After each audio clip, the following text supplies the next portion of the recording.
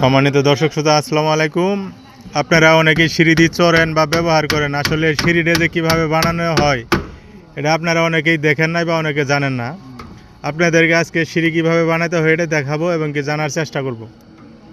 আচ্ছা চাচা, এই যে সিঁড়ির ধাপের নিচে যে রড দুটো দিচ্ছেন এটা কিসের জন্য?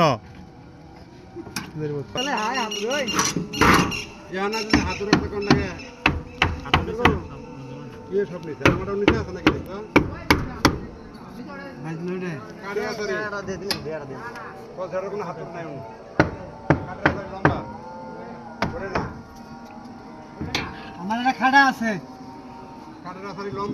কাঠেরই খাড়া আছে। আমার সব যাচ্ছে যে আমার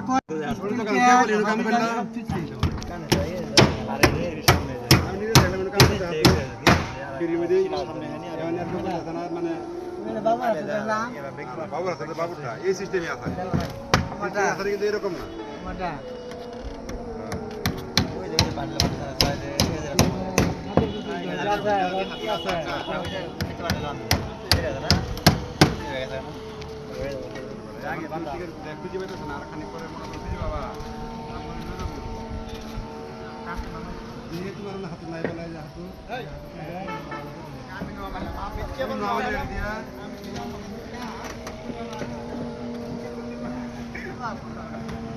গল্প